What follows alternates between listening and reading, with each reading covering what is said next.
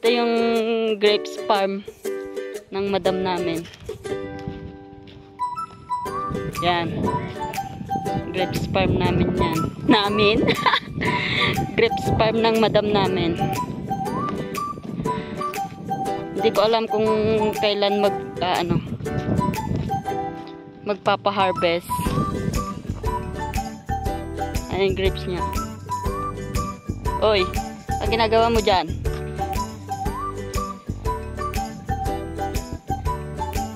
Yan.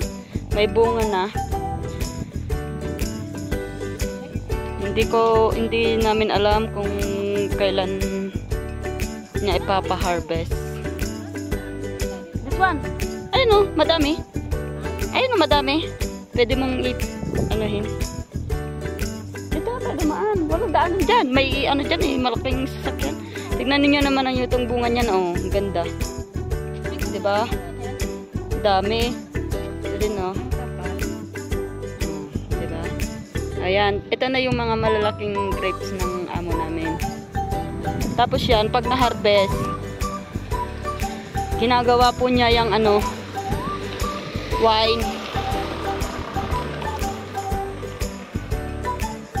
Yan po.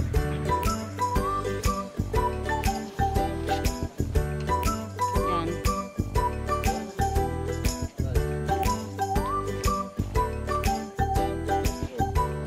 Kung kilala niyo po tong taong to,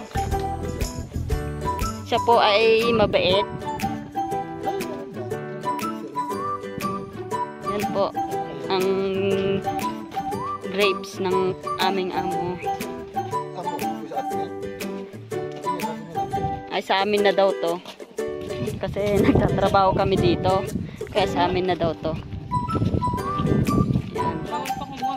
Bawal pa daw kumuha. Ayan po yung ng aming amo, grapes farm. At saka yan po nakikita nyo mga kalat ay sa mga construction worker po yan. Itong company po namin ay bago lang po.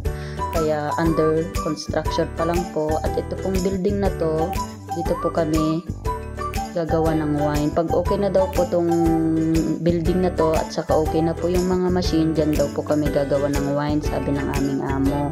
Ito naman dito naman po sa kabila, may mga machine din po dyan. Ito naman po dito sa kabila ay para sa lavender. Kasi sabi dati ng amo namin, gagawa daw din po kami ng mga oil, candle at sa mga pabango sa CR po. Yan po yung sabi ng amo namin. Kaya pag okay na po lahat siguro, yan na kami gagawa ng aming mga product. At ayan lang po for today's video po. See you na lang po sa susunod nating video ulit. Thank you for watching.